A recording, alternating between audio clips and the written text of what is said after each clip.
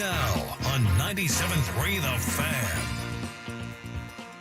And welcome in, everybody. A happy Monday to you. Welcome into Gwynn and Chris. Getting underway another week here on San Diego's #1 sports talk station, 97.3 The Fan. Chris Ello at the Odyssey Palace Studios here in San Diego. Tony Gwynn Jr. in one of my favorite cities on this planet, Chicago, that toddling town where tonight the Padres begin a 3-game series with the Chicago Cubs. Matt Skraby alongside as well. Short show today.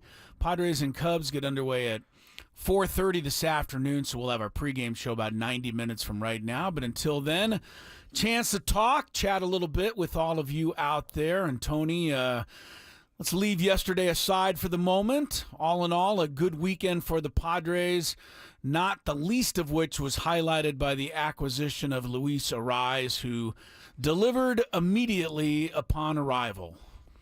Man, I mean, can you have a better debut? I think not. I mean, everything that everybody has said about him, it was nice, at least for the first day, right, to come up and show everybody exactly what everybody else has been talking about, which is different from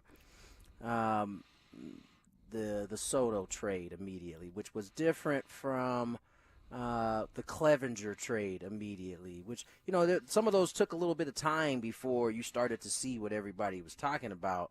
You got to see it on the first day, and I'm sure that just raised everybody's excitement level. I know I had goosebumps watching them put on that performance the first day, just because of the style in which he's doing it. It was impressive, to say the least. It was impressive, and you know, I think the team got better in this move. I really do. Yeah, I do too. We'll talk about the trade itself here in a little bit, but you know, I couldn't help but think of you and think of me and how many times you and I over the last couple of years have talked about our love for Luis Arraez, not because he was a potential trade acquisition, but just because we love to watch this guy hit. He is so different from everything else that is in Major League Baseball in this day and age. He wants to put the bat on the ball.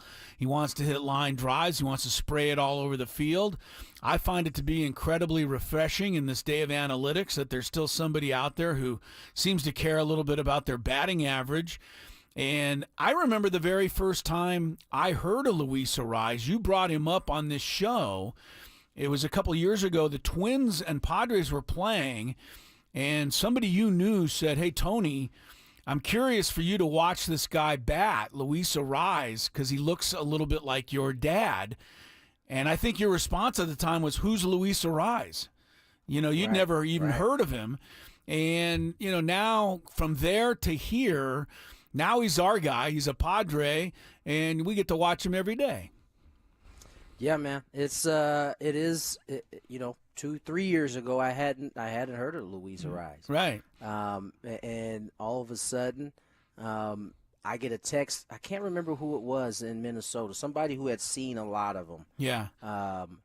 Had kind of tipped me off. So I went into that series watching for that, and you know, I saw a lot of similarities. They're just those type of things stand out, and especially in today's game where there really isn't anybody out there who approaches hitting that way. You know, there's an element to everybody that is, I think, maybe I take that back. Maybe Freddie Freeman's another one that I think approaches hitting. He just has a little bit more thump to him. But there's really those two guys. When I think of guys who think about hitting in that way, it's probably those two guys. And for him now to be on the Padres after, you know, I think he came into the national kind of view when he was chasing 400 last year. Yeah. And that was really the first time people, I think, outside of the places he was playing, Minnesota first and then Miami, started to really like look in on like what is going on here. This guy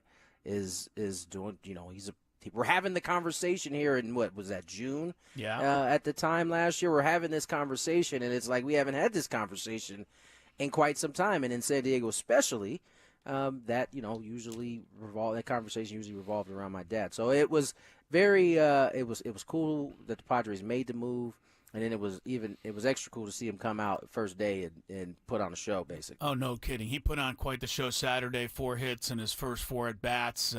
Had another hit yesterday, so he's started off his Padre career 5 for 11. Nothing wrong with that. Those are numbers that we can get behind here. You know, the other thing, here's the thing, and I like a phrase that you use a lot, and that is that both things can be true. And in this case, I'm referring to comparisons of Luis Arraez to your dad. There are those who say, yes, you can make a little bit of a comparison because he hits like your dad did. He sprays the ball all over the field, hits line drives, etc. And then there's who say it's absolutely blasphemous for anybody to be compared to Tony Gwynn. And I think that's fair. I think you can say both with Luis Arraez. I don't mind a comparison to your dad. But at the same time, I'm going to reserve a special level of success for what your pops did. Listen, I had somebody who I consider a friend, very respected, reach out to me about this very same thing. Yeah. And just kind of trying to fill me out on how I felt about it. And, you know, one of the many things I loved about my pops was that he wasn't a hater, man. Like, as he got older and the game was changing, he wasn't one of those cats that was out there like, get off my lawn, or, you know, these guys shouldn't be doing this or they shouldn't be doing that. Like, he just kind of embraced it all. And so I say that to say I think if my dad was around today, he would appreciate and enjoy watching a guy like Luis, right? I think Luis was asked, you know, in an interview I saw before the deal went down, he was saying how the two guys that if he could have a conversation with, would be my pops and Rod Carew. And Rod Carew was, to my dad, was, you know, that was one of his guys. And so I just think there would be, I understand people's initial reaction to be like, blasphemy. Right? Like, no, don't do that. But I would say it's not as though he is out there claiming these things. These are just comparison. And really, what else could you compare him to, honestly? Is there anything? You're not going to compare him to Gorman Thomas or to, right. You know.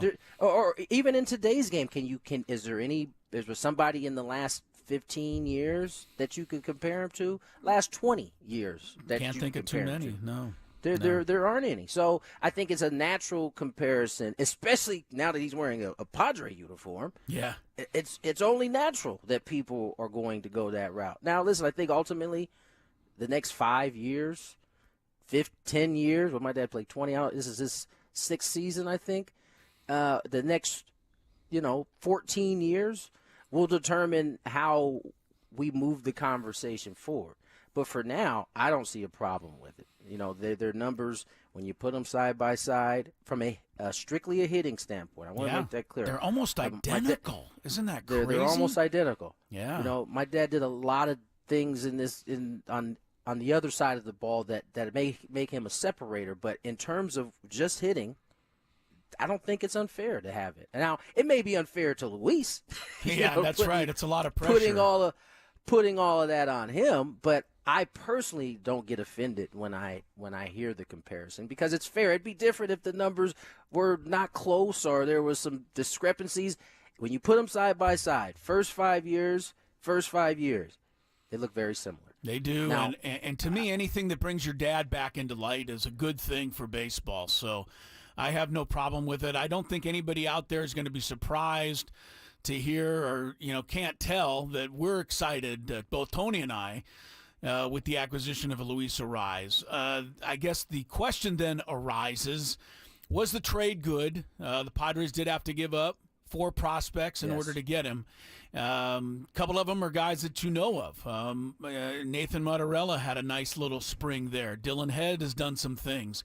Obviously, Jacob Marcy was the player of the year in the Arizona Fall League. So, you parted with something to get this guy, but I like what A.J. Preller said, and that is, we owe it to our fans to try to win now. Exactly. We have this ball club in place. There's no reason for us to wait around And why even wait for the trade deadline? Let's get Luis Arraez for 5 months instead of 3. So, yes, if one of these prospects goes to the Marlins and breaks out and has a great career, okay, fine. But hopefully, while that is happening, Luis Arraez is having a great career for the Padres. I don't have any issues with this move. No, I don't. It's not. I don't think it's that much of a conversation, quite frankly, because when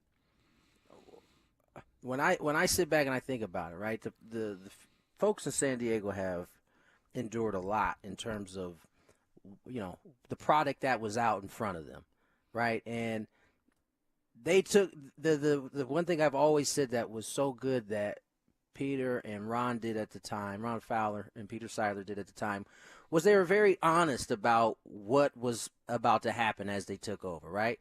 Basically said, we're going to strip this thing down, we're going to build it up, it's going to take a certain amount of years, and that was the best move they made because that gave people, the expectations were like, all right, we're going to sit back and wait.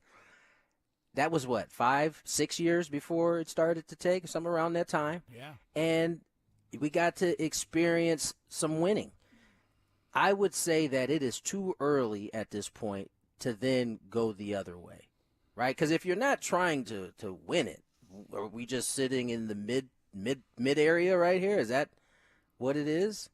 And so yeah, I think this is a no-brainer. You get a dude that you get for 5 months this year, another year next year, before you have to make any decisions. Not to mention, the Marlins are going to pay for majority of the contract for the rest of this year, right? You give up 3 guys. All right, let's talk about it. Marcy, I think he's impressed, obviously, during the fall league. But when you watched him play, let's project out. What kind of impact was he going to have on the current roster that is out there now, right? You got Jackson in center. You got Profar in left. You got Tatis in right. Where was that going to work out?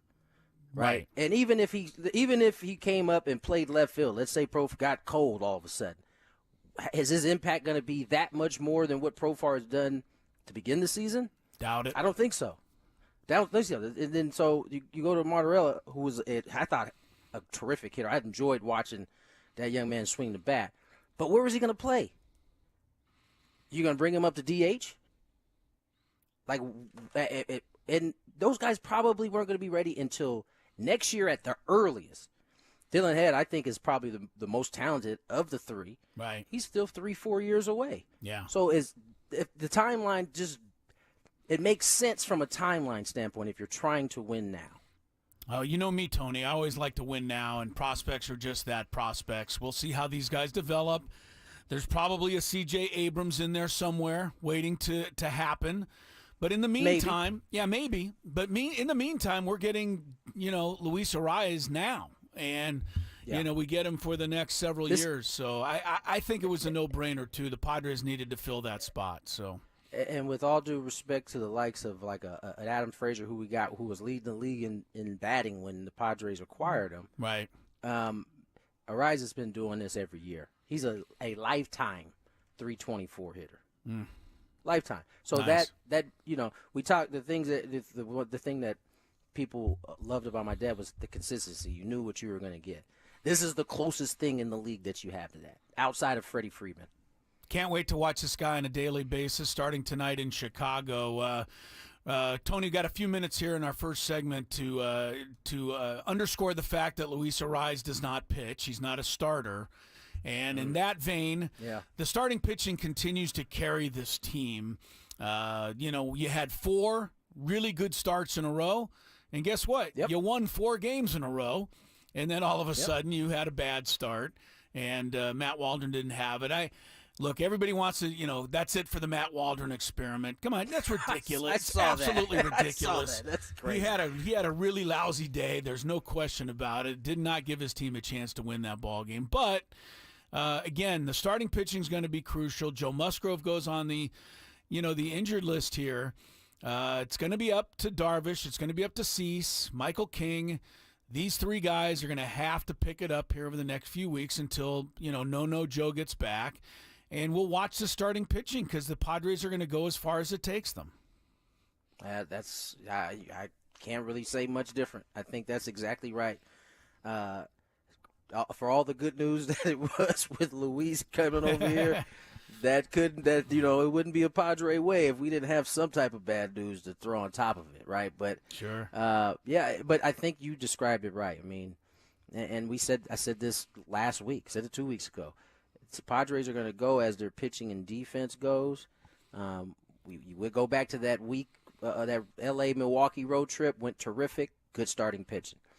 The week after at home, bad starting pitching, and then we got through that round, and now we were this was the next go round, 4-1. You had 4 good starts, you had 1 bad start. Yep. Now the part that I think that you hit on that I think is very important is with Joe going on the IL. That does mean Darv's got to pitch well. He's got to do his thing.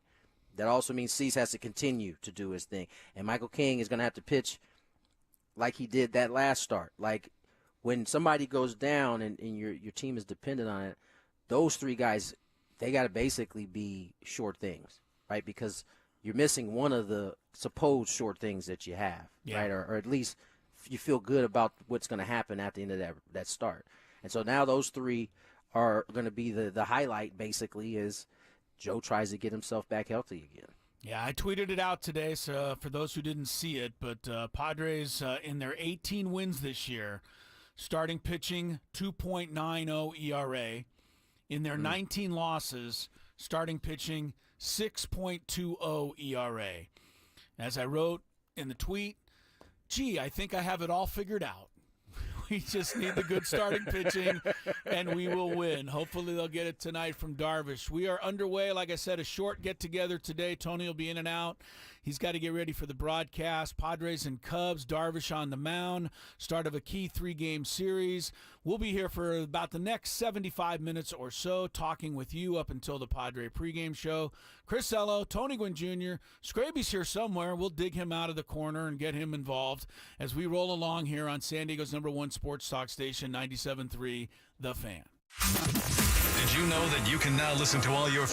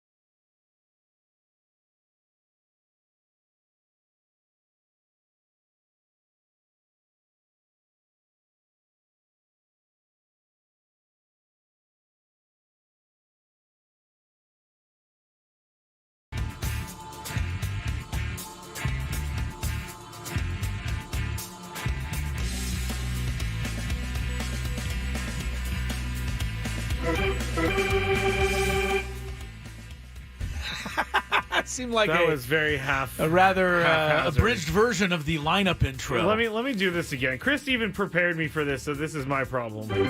There we go. Now we're ready for baseball. Welcome back right, into that's Gwynn right. and Chris. Tony in Chicago at Wrigley Field. We're about an hour from now.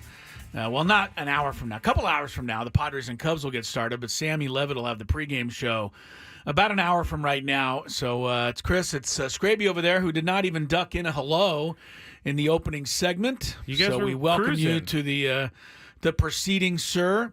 We will hear plenty of Skraby in our next segment because he has put together, with the help of listeners, a Padres Pen Pals, which focuses on potential Padres conspiracies. Yes. Skraby could not be more excited for this next segment. It follows in a few minutes. But first, our lineup for today. And let's just point out the most obvious thing in this lineup today. Manny Machado's not in it. Padres going with Luis Arraez in the designated hitter spot today. But guess who's playing third base today? How about Donovan Solano? Donovan Solano makes his Padre debut today at third base. I believe it's his debut. He didn't get in yesterday, did he? No. Yeah, so it's his debut. Arraez will be the DH. You know, we talked all about Arraez in the first segment, Tony and I, and we both love him. And I'm not going to change my opinion. I just think I just love to watch this guy. I mean, there's not a lot of guys who I run in from the other room to watch hit. But he's one of them, and so I'm looking forward to having him on our squad. Yes. But that said, and I don't want to have one day rate the entire thing. He's not a Gold Glove defender. He just isn't. No. And there was some balls at second base yesterday that might have helped Matt Waldron out a little bit on a day when Matt Waldron could use some help. Rise didn't get to. But anyway, hopefully he'll play DH most of the time. Yeah, he's not. Is my best way to say that. They're not. They didn't trade for him to be an everyday fielder. No, and they don't really have room for him. So DH, and I'm fine with that. Fernando's in right field. Jake's at first. Profar's moving up into the cleanup spot tonight. His season continues to be amazing, right? Even after 1 for 4 yesterday, he's 344. Hit another home run. What was it, Saturday night?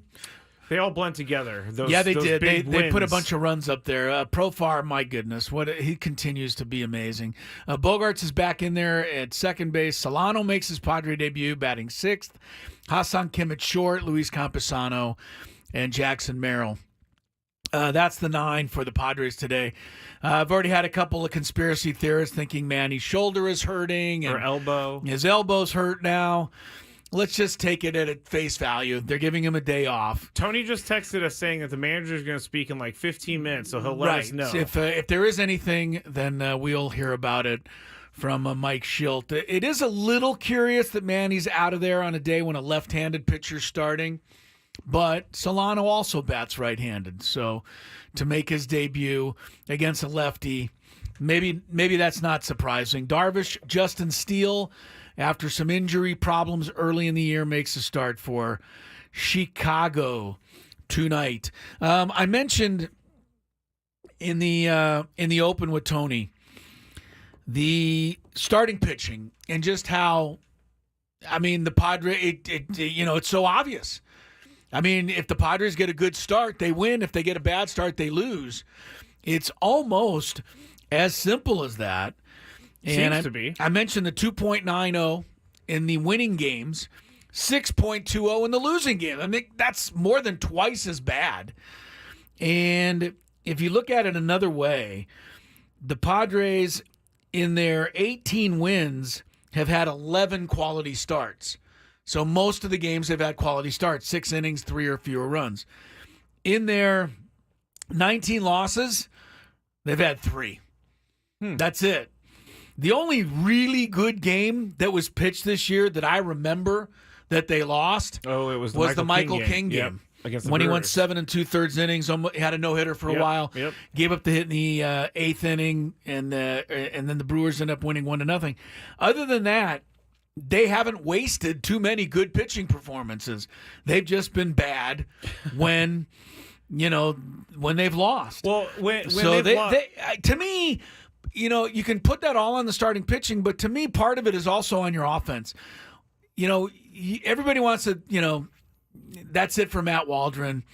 I can tell you right now, it's not going to be it for Matt Waldron. One bad start doesn't knock you out of the rotation, and it was bad.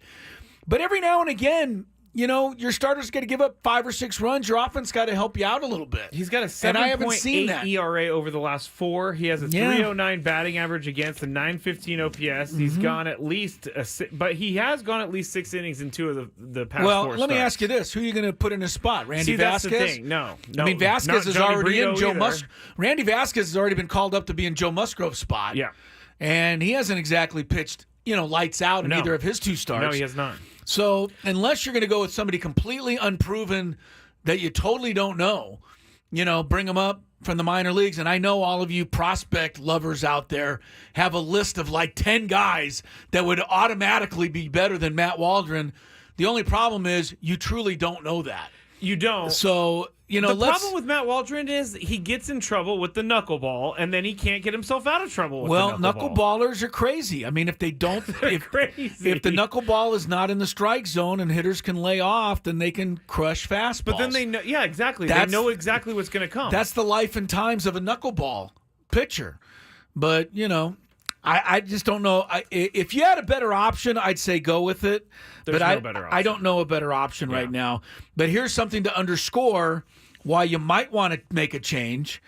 The Padres are 17-11 this year when their number 1, 2, 3, or 4 starter starts. 17-11. That's a pretty solid record. Yes, it is. With Waldron or Vasquez, they're 1-8. And again, I can't blame that all on Waldron and all on Vasquez. You've got to score some runs sometimes to help your number 5 and fill-in starters out. That's just part of, a team. A good team does those things. Joseph says on the chat, as a number 5 starter, he has had 3 good starts, under a 2 ERA, and 4 bad starts. It's just when he is bad, he is bad. He's been bad.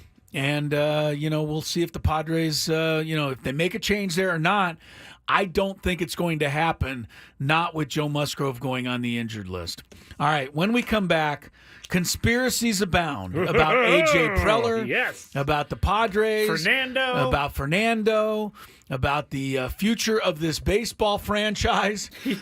Tony rejoins me. We'll either debunk some of these things, or we will buy into Skraby's conspiracies and your conspiracies. A special edition of Padres Pen Pals follows.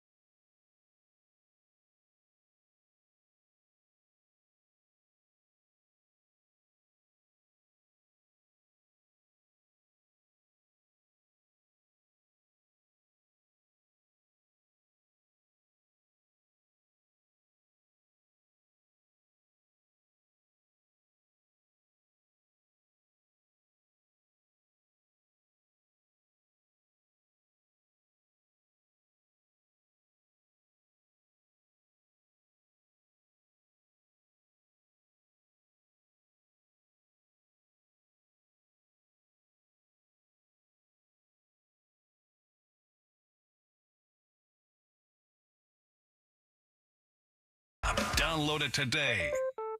All right, welcome back to the proceedings. 2:37 is the time. Got a couple of tickets to give away to see the San Diego Legion play a little rugby against the defending champion New England Free Jacks. Bet you didn't know I knew that.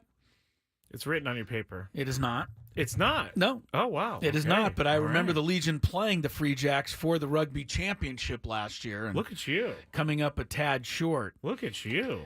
Snapdragon Stadium, May 19th. Tickets on sale now at sdlegion.com, or you can win a pair. Stay tuned. We'll let you in on that in just a little bit. But right now, things are going to get weird. Things are going to get eerie. Things are going to get a little strange. You may have even entered into the Twilight Zone because it is today's special edition of Padre Pen Pals.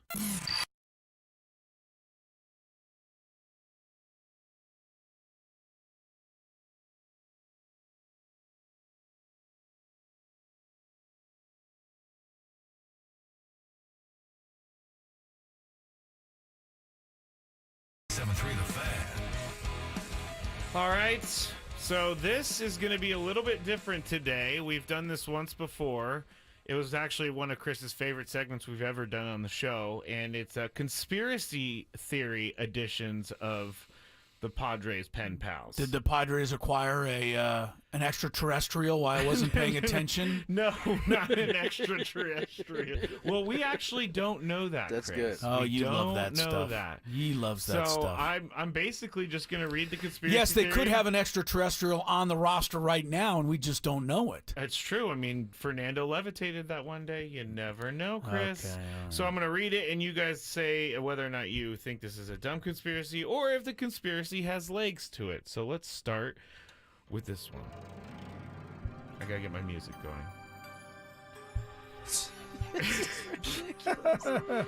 A harp? It's alien music. AJ Preller only acquired these big name players to cover up his inability to develop players from within. This is why he is so quick to turn prospects into trades. He wants people to pay attention to something else. Outside of Jackson Merrill, what have the Padres done in the way of developing prospects? Oh, you can't think of any? That's because a shiny new object was brought to the team by the name of Luis Arraez, and your attention has been diverted. My conspiracy is that AJ Preller continues to trade away the future in order to misdirect our attention on the lack of development in the minor leagues. All right. Chris, Yes. Would you like me to? are you behind this, or are you going to debunk it? Oh, of course I'm not behind this. This is idiotic. Let me explain why it's idiotic. Please because do. If AJ Preller was unable to draft talented players and at least somewhat, bring them along, he wouldn't have any cachet to go out and acquire the likes of Luis Arraez, right? Who would be interested in any of these prospects if all of them were no good? So I mean, the teams that the Padres keep trading these guys to obviously agree with the fact that these guys have some ability, or they wouldn't be offering them up in the first place. So, you want to give the Washington Nationals all of the credit for developing C.J. Abrams. Yeah, I guess you can go ahead and do that, but he was a Padre before anything else, and it was his ability to have potential that enticed the Nationals enough to be able to give up Juan Soto. It is the potential ability of Dylan Head and Jacob Marcy and Motorola and others that have given them the ability to get Luis Arraez. So this conspiracy is completely without merit. Tony, what do you think about this conspiracy? Do you think Yes. AJ Preller continues to trade away the future in order to misdirect our attention on the lack of development in the minor leagues? Well, if the conspiracy is in fact that AJ is trading young guys to solely direct or Divert. what'd you say? Divert What'd you attention. use? Divert the attention from the fact that there has been no development. I think that's false. I think that's I'm gonna debunk that because he may be trading young prospects away in order to get better players, which is indeed true. And I would push back on the development thing. I mean, there is Jackson. There is, I know people don't want to count him, but Adrian Mortejon is a homegrown player. I mean, you got one in the rotation in Matt Waldron as well. You got a Eggy Rosario, who unfortunately just was sit down, but was doing well here at the big league level in the role that he has. So, I mean, if you're saying we haven't developed any superstars, no, he hasn't developed any superstars as of yet, but there's been some development. Now, the Padres haven't had the type of development that, you know, you could have the majority of your team as homegrown. I think that's a fair analysis. But on the flip side, he's also been able to bring some really good players in here that, you know, I think in the moments are the obvious deal to make. How many teams in baseball right now are full of only homegrown, developed, talented players? I mean, let's just compare. I don't think any of them are. Yeah, let's compare to the Dodgers right off the bat. I mean, the Dodger superstars, Betts, Freeman, Shohei, Teoscar Hernandez, Came right? from elsewhere. They all came from elsewhere. Yep. I know they developed Kershaw, 100 years ago. James Outman had That's a great 1 in a million, though. James Outman had a great rookie season. He hasn't really he hasn't backed that up. Even Corbin Carroll in Arizona hasn't backed up his great rookie season. I think the Braves hit the jackpot with an Acuna, right, and an Albies. But, there's not a lot of teams right now that are solely homegrown.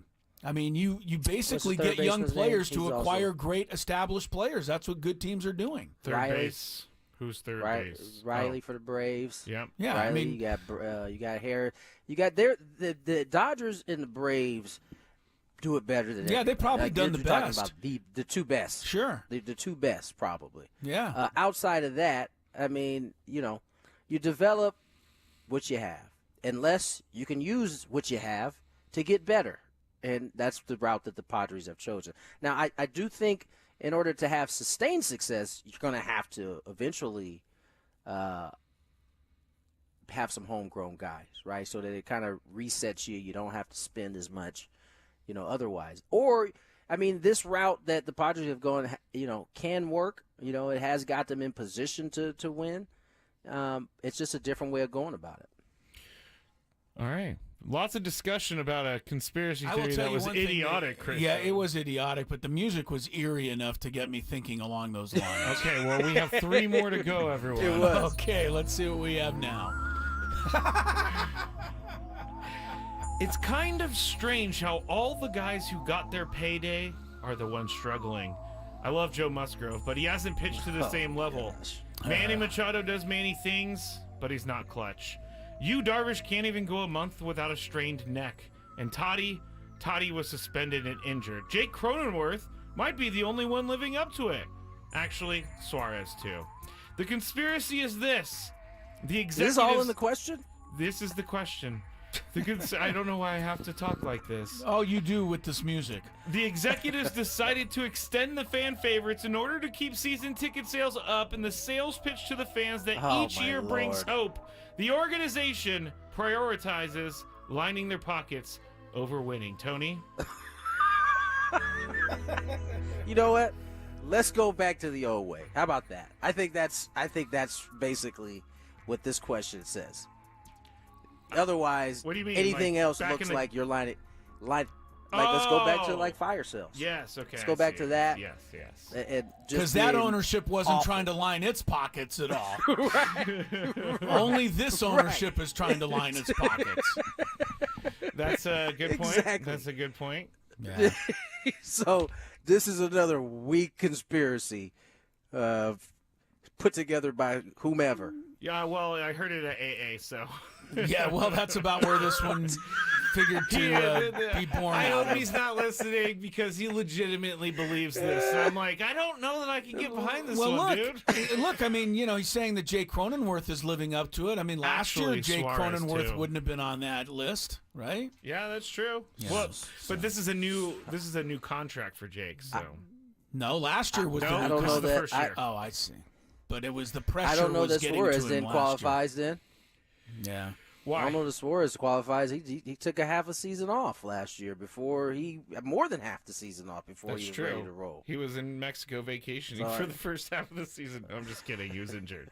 Yeah, and they missed him. They missed him big time. All right. Listen, the point is that's ridiculous.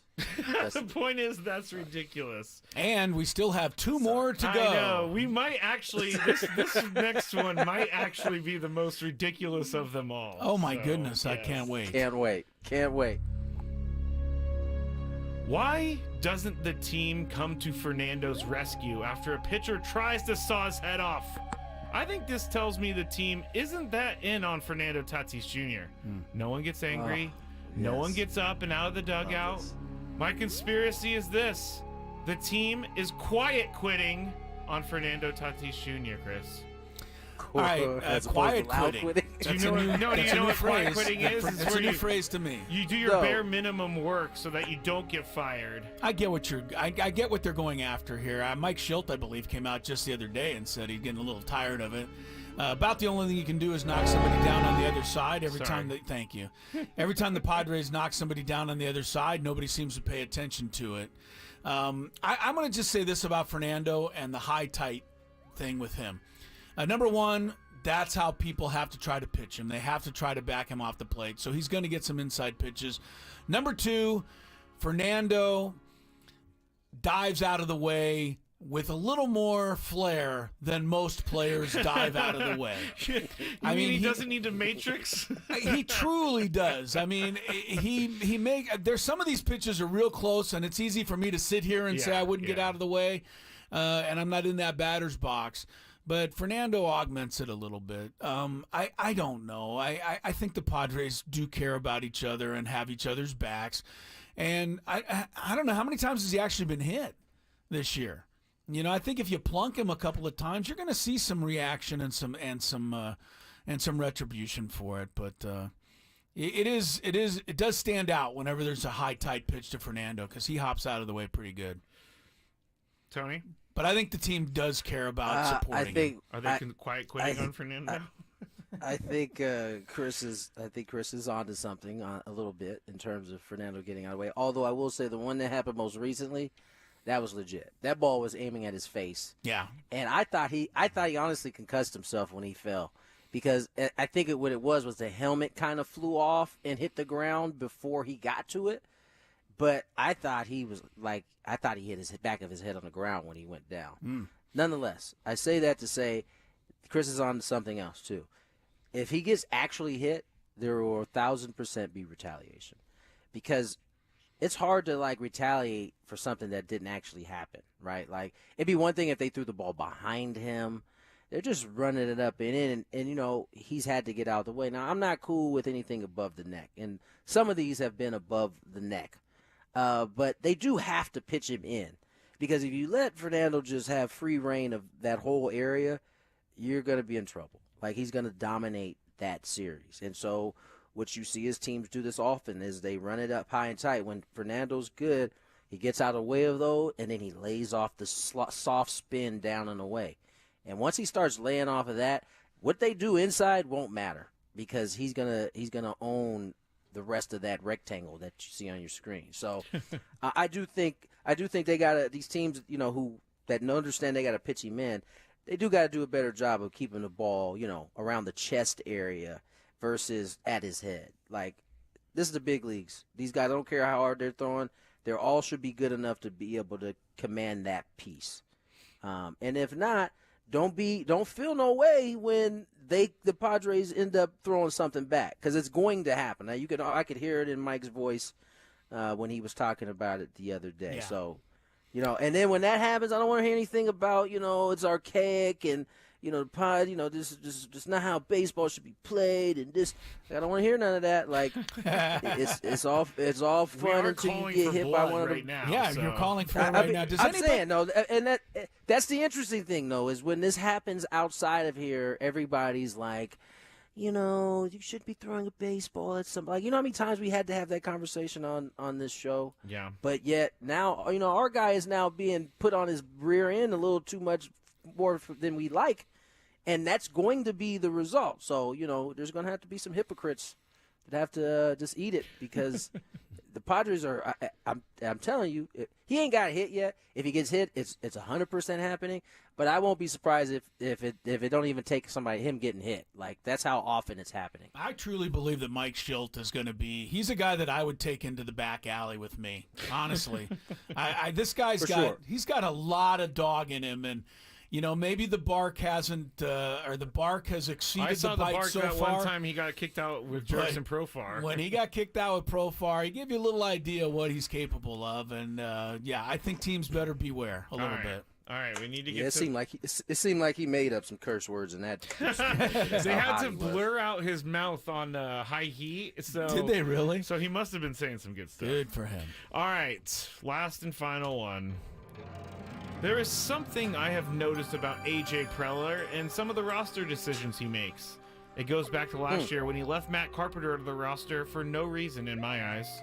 This year, the baffling decision to continue to throw Graham Pauley in the fire shows me one thing and one thing only.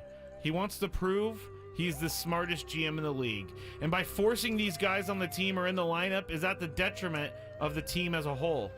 My conspiracy is that AJ Preller, in order to prove how smart he is, makes decisions based upon how it looks for him and not for the best of the team.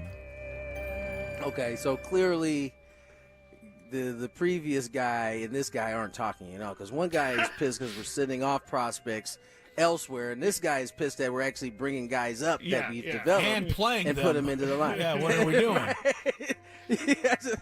You can't win. You just can't win. No, of course. AJ is not making decisions based on it making him look smart. Are we sure? Because ultimately, if he's not winning, his job is going to be determined by that. Now this has been I think this is interesting because oftentimes Chris and I think we just talked about this the other day about in that case it was coaches not being given like enough time. This has been a time where this organization has been patient, and so I think it's crazy to think that he is making decisions based on how smart they make him look. Just trying to put together pieces that actually can help win. Unfortunately, these are thoughts in the real. Yeah, no, well, they can be thoughts. thoughts, but I mean, you go back to Matt Carpenter. I don't know who else you were going to put in the lineup last year. That was the roster. I mean, you had him or Nelson Cruz, and for a lot of it, Cruz was hurt. As far as Graham Pauley's concerned, I wasn't a big fan of him batting fifth a few days ago. And after that, he hasn't seen the field. So, I don't know that A.J. Preller is forcing anything on anybody. I mean, they gave the kid an opportunity. He was not able to come through. As they should. He earned it. Right, he earned an opportunity. He did not do anything with it. He wasn't forced right back in that spot. He hasn't been out there since. So he got sent down, as a matter of fact. Yet another one debunked. Oh, I don't know that you need to be so rude to our conspiracy theorists out there, Chris. Debunked. I love the fact that they're trying, though. They are really trying, and I appreciate it. Yeah. Sometimes, though, I have to tell them, even for me, that's a little too crazy. You mean there might have been other ones that didn't make the cut today? Oh, there was at least two more that were even more crazy. That Manny was sabotaging his career and all this other stuff. Okay. Oh, I'm so glad you didn't bring I said that no. I will not bring that to the show. All right, Daily Gambit is up next, I believe. So we'll check in on our bets from last week when we get back here on 97.3 The Fan.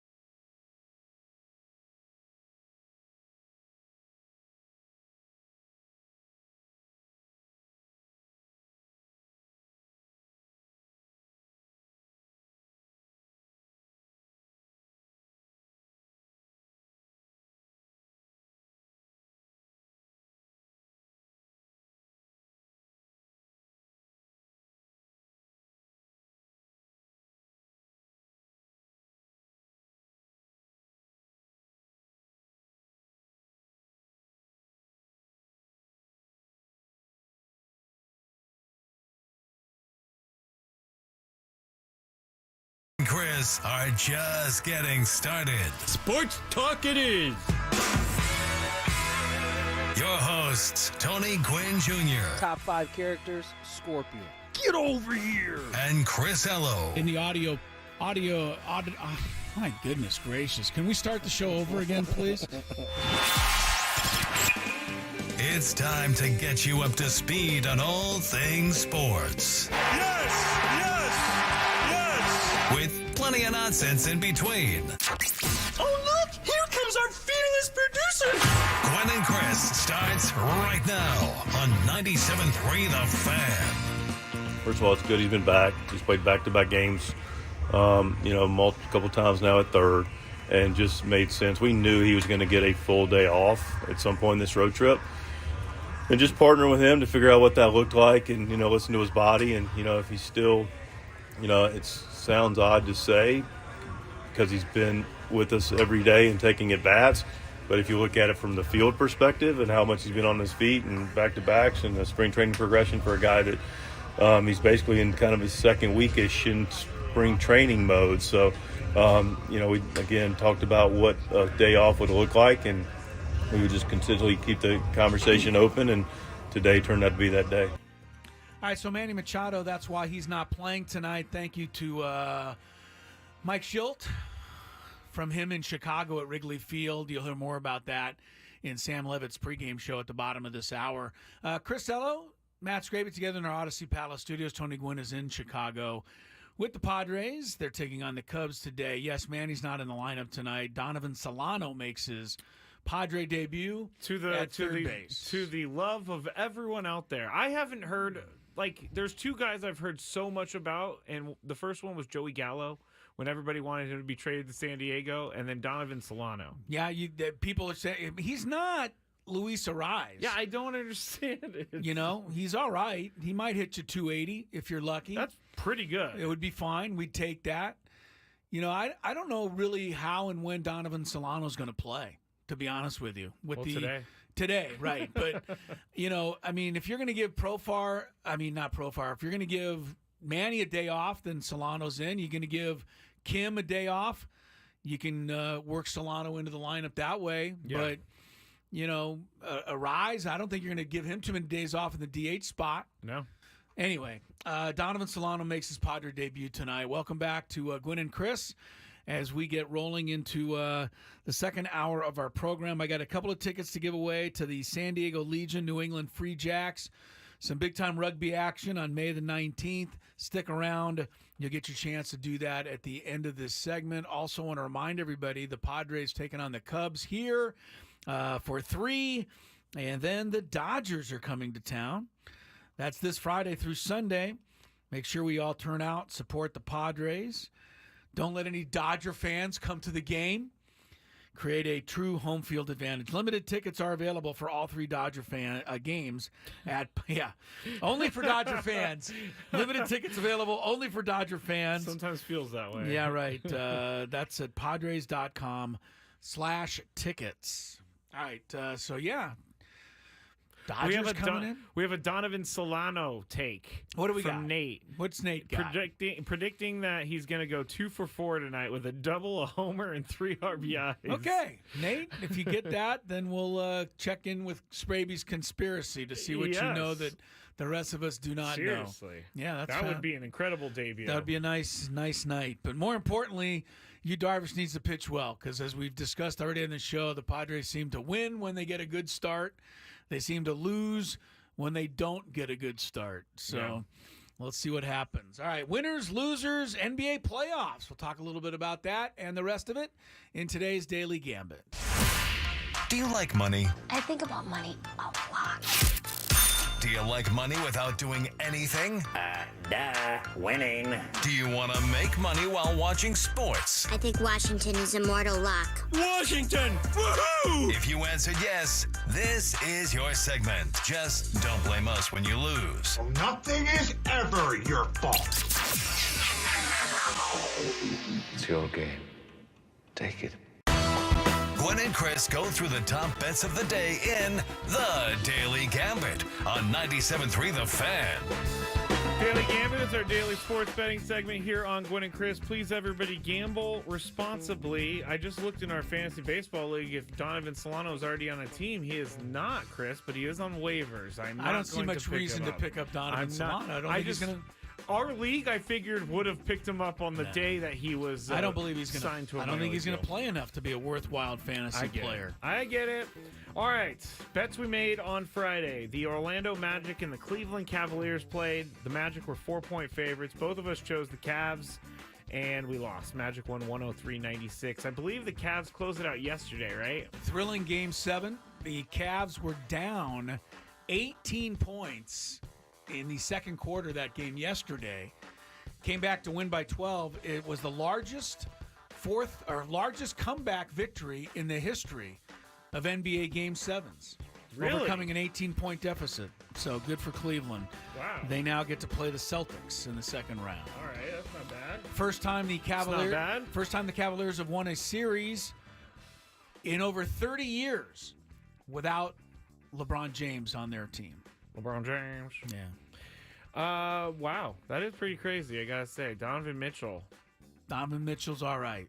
The Dallas Mavericks also played on Friday night. They played the Clippers. They were 8-point favorites in the game. For some reason, I did not write down this score. Dallas won to take the series, 114-103.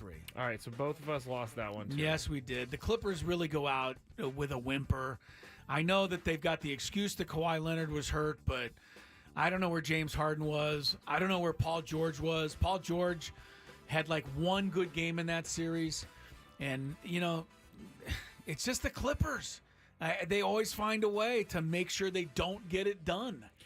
And, for them to just kind of whimper on out of the playoffs, I wasn't expecting that. Maybe if they would have had Kawhi, it would have been a, different story. But it wasn't that they lost. It was how they just kind of quietly went away. That's the thing with the NBA is that you build these super teams and they get eliminated and you just don't really hear anything about it. I don't know how many teams are going to go out of their way to get James Harden anymore. That's what I'm saying. Honestly, the guy's an MVP or former MVP, but everywhere he's gone, the team has whimpered out of the playoffs. Thank you. You're welcome. There's something with him. Don't know what it is, but I don't know what it is not a either. championship DNA. We did a bet on who would score more points, Paolo Banchero or Donovan Mitchell on Friday night, and Paolo Banchero had a nice offering of 27 points, but Donovan Mitchell went crazy. We both picked Donovan Mitchell, and we were correct because he had 50 points, 5-0. He was the first player in NBA regular season or playoff history to score all of his team's points in a quarter when the team scored more than 15 points. Really? Ever. It never happened before. Does that say a lot for him, or does it I don't say know. a lot about his team? They lost the game, so the rest of the guys just completely went away in the fourth quarter. He scored all of their points, and it wasn't enough. That's crazy. In that particular game. Then the Braves and the Dodgers played on Friday night. The Braves were -1.5 on the run line. We both chose the Dodgers. Dodgers did win 4-3, and Dodgers swept the Braves over the weekend. Yes, a statement made by the Dodgers as they sweep away the Braves. I think it's pretty clear, even if it was clear already, that the Padres are playing for a wild card berth, and the Dodgers are just making sure that we are aware of that. I don't know. You still think we could win this division? The Dodgers have not looked good at times. Like, they've looked really bad at times. Really? Well, maybe not really bad, but they've lost some games that they normally win. They've lost some games. They've got they've got the second best record in the National League right now. What is it? They're 23-13. They're a plus 63 run differential. That's the best in all of baseball. Okay, all right. I'm sorry to tell you, they're doing Dodger things, and Walker Buehler returns to the rotation tonight. All right. I was trying to make it better than it was, and I can't. I would love to believe that the Padres have a shot, but they don't. Realistically have one. Yeah, I know. Sorry. Well, wild card, here we come. Yeah. Golden Knights and the Dallas Stars on Friday night, -1.5 on the puck line. Chris chose the Knights, I chose the Stars, and the Knights won 2-0. But they were eliminated yesterday, Yes, the they were. Vegas Golden Knights. Stars won in Game 7. So there will be a new Stanley Cup champion this year, as the Vegas Golden Knights will have to vacate the throne. They are out of the postseason. People are saying they love my optimism, but I'm delusional. Yeah, it's fair to have the optimism. You know, look, the Dodgers are coming in here this weekend for a 3-game series. They could take it. The Padres sweep all 3, Padres you could, know, yeah. and then you say, hey, but you know, when's the last time the Padres swept 3 from the Dodgers? I'll tell you when it was. 1982? Games 2, 3, and 4 of the playoffs. Oh, there you go. A few years ago. That's Those the are last important time they ones, swept though. them. That's right. Reminder to stay tuned for the Eco Water SoCal Padres pregame show with Sam Levitt next on 97.3 The Fan. That comes up at 3:40. I have one parlay today, and it's a massive payout. That's why I'm doing it. It's a doozy? It's a doozy, plus 2,400. Oh, my goodness. Now, I know that Jake Cronenworth has not been good against lefties this year, but the first leg is that the Padres win on the money line. So if they don't win, this bet doesn't win. Okay. And then I have Luis Arraez getting at least 2 hits, so over 1.5, which is going to be tough. I mean, he did have 4 the other day. And then 1 Jake Cronenworth home run in the game. Oh, wow. Yeah, this is, I told you, the payout is great. I can see these things happening, but all of them happening together is tough. All right. Well, good luck to you. You don't win too many parlays. No, but I looked at this one for a long time. All right. Maybe you'll do better on some of our regular bets. The NBA playoffs round 2 continues tonight. The Knicks and the Pacers. Game 1 is in New York, where the Knickerbockers are 5.5-point favorites over Indiana. How do you like this series to start tonight, Skraby? You know, this is tough because I know nothing about either of these teams, although Jalen Brunson's very good.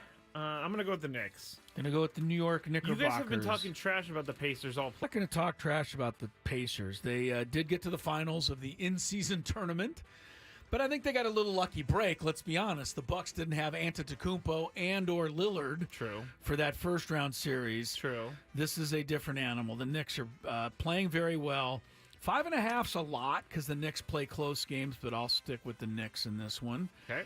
We've also got Game 2 in Denver, where the Nuggets are 6.5-point favorites over the Timberwolves. Here's a game note for you. People that, keep tabs of such things. Rudy Gobert is questionable for this game tonight. He his wife has given birth to their first child. Oh, good thing I didn't make my So COVID joke. The baby boy was delivered this morning.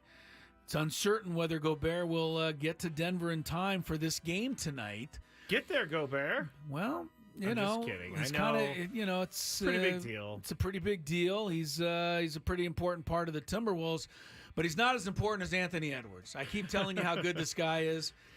Game 1 was yet another vote for the Anthony Edwards stardom train.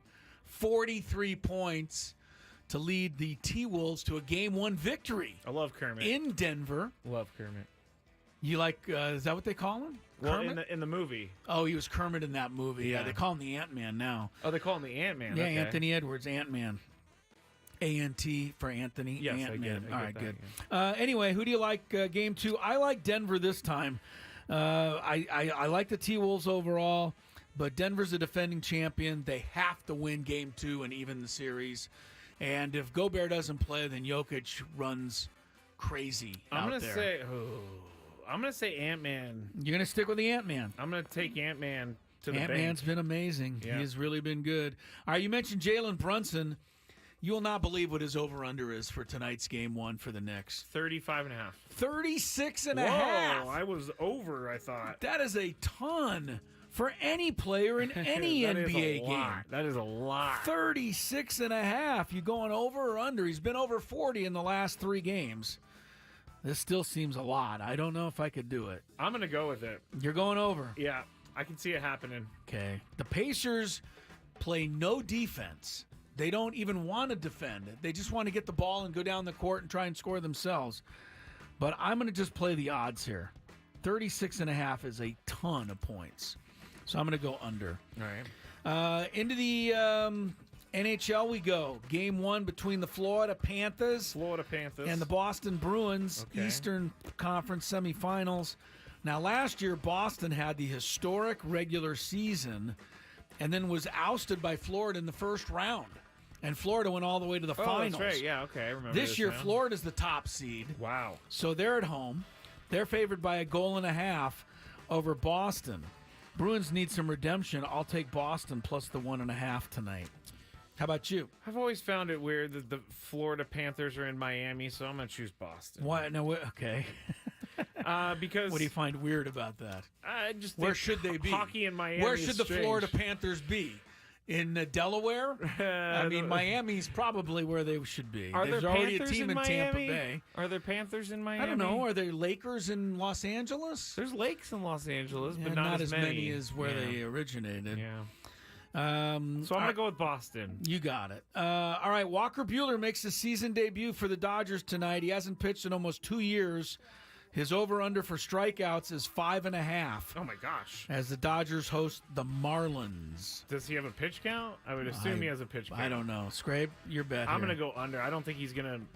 They're not going to let him go like 8 innings. Under really does seem like the play here. I mean, Walker Buehler gets a lot of strikeouts. The guy hasn't pitched in 2 years. Yeah. Can't possibly throw more than 80 pitches. Yeah. Padres, there's a lot of love for you, Darvish, on this line. Really? Darvish and the Padres are 1.5-run favorites in Chicago tonight. That is over friendly the to the Cubs. Padres. I don't get that. Justin Steele, maybe because Justin he's Steele's making a start off the IL. But he's been really good.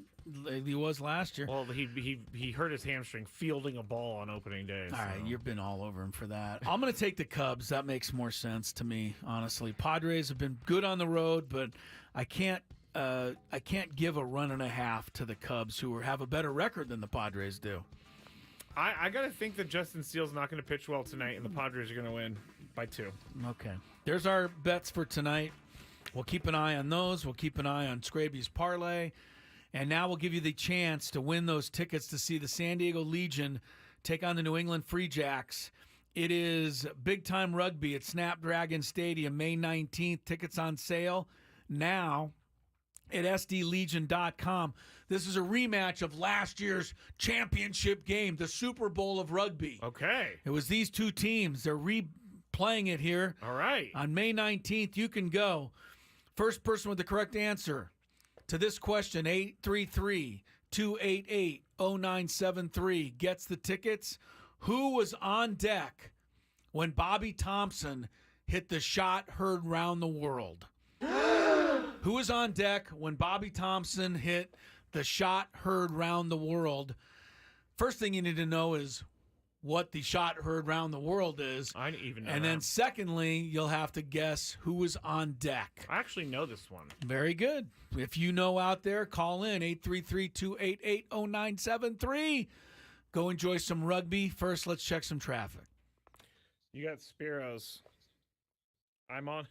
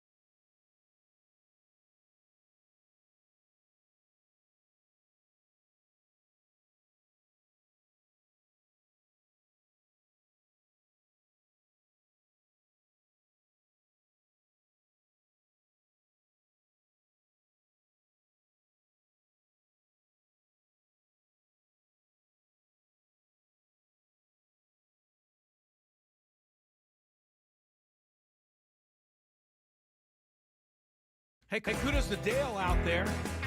Welcome back to Gwynn and Chris. Chris, hello. Tony Gwynn Jr. in Chicago. Matt Skraby here.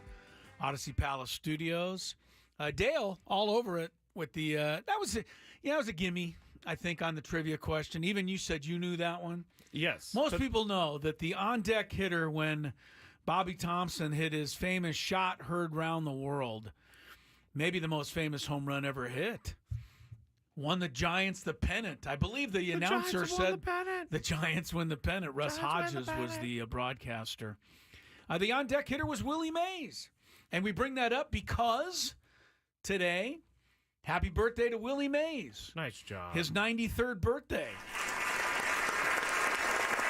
Certainly the greatest living ball player of all time. Yes. Maybe the greatest ball player of all time. Maybe not just living, is Willie Mays. So say hey, kid. Happy birthday, 93 today. A couple of things. We got time for a few more things here. Mention the NBA playoffs. The Ant-Man taking over for the Minnesota Timberwolves.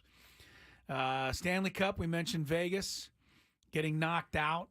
So there'll be a new Stanley Cup champion this year. How about the Kentucky Derby over the weekend? I'm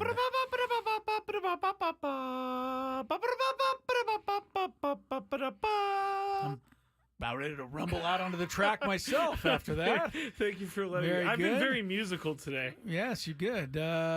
Congrats to, I guess, the winner was Mystic Dan. Oh, I love Mystic Dan. We have a guy named Dan who works here in the office. And he would, oh my gosh, I know his that nickname is Mystic Dan. No, it isn't. It has to be now. His nickname could be Mystic Dan now. Yes.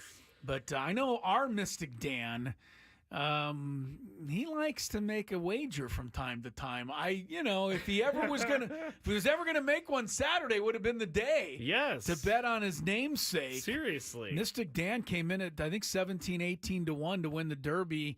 I enjoyed it because in one of the rare times, Skraby, I taped the coverage of the Derby and then ended up somehow hearing who won before I watched the race. Oh, man. Did you throw something at Normally your TV? I would not be happy with that, but this was not a big deal to me. But I actually enjoyed knowing who won so I could watch the pre-race coverage on NBC. All right.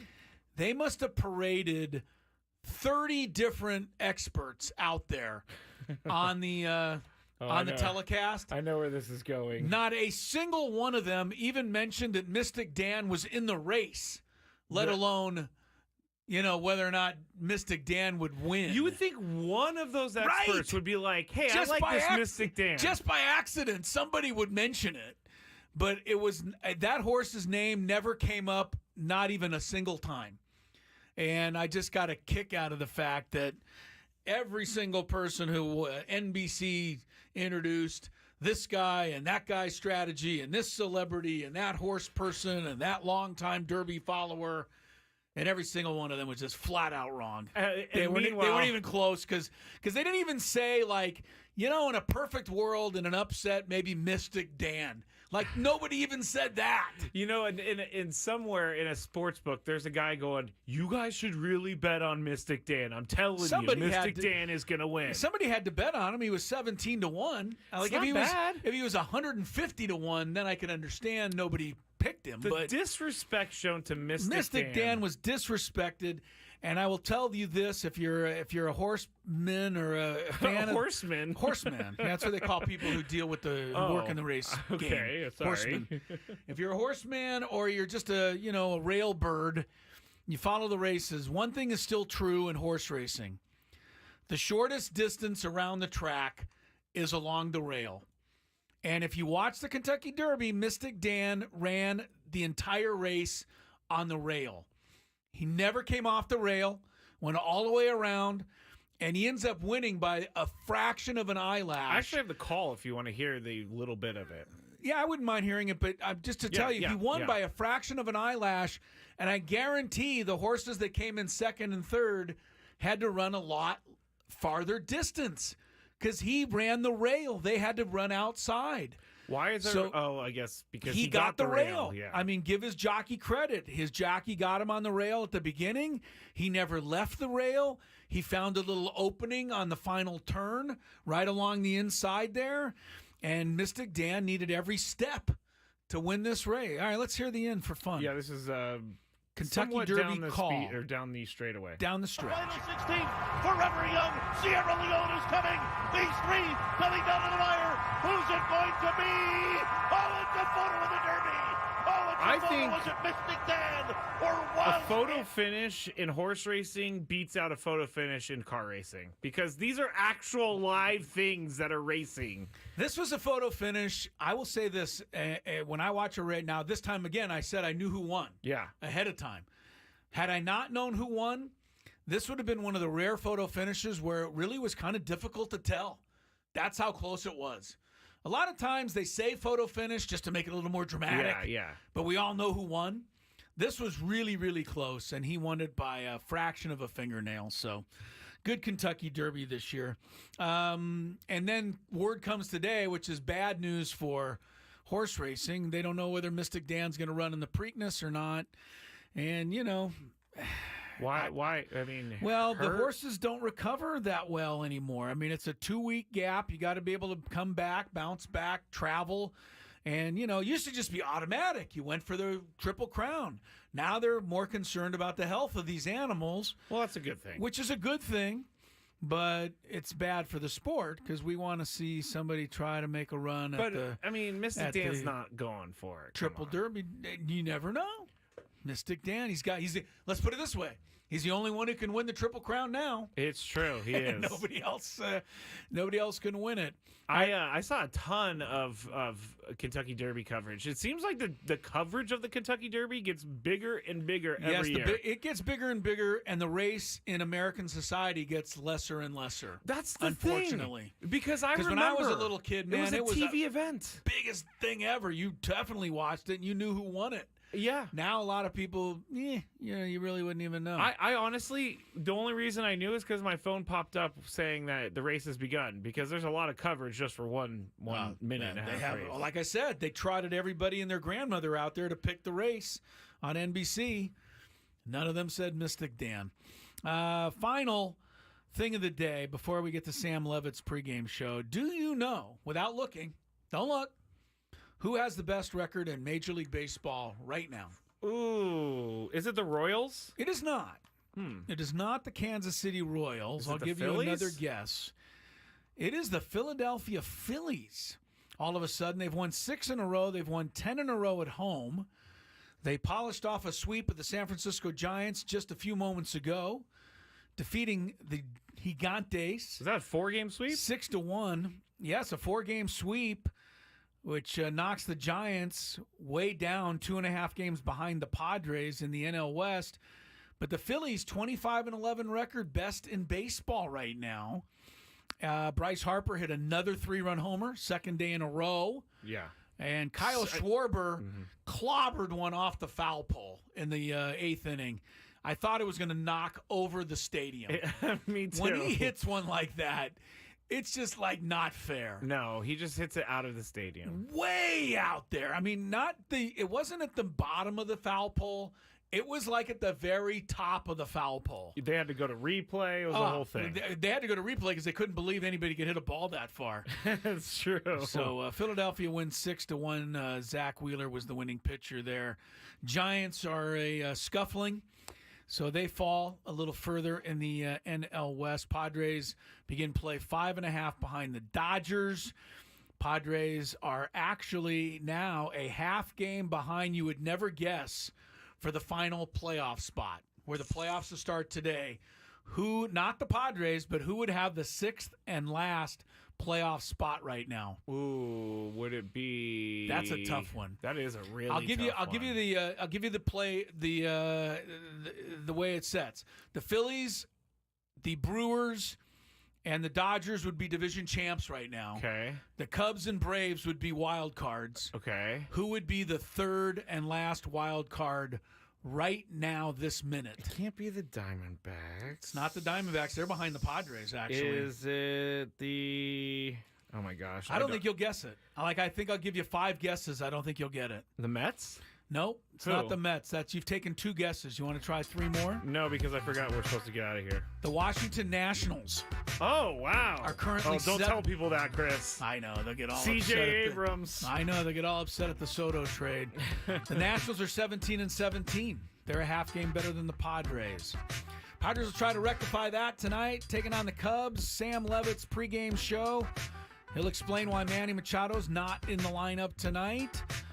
The latest on Joe Musgrove going on the injured list. More on Luis Arraez's arrival.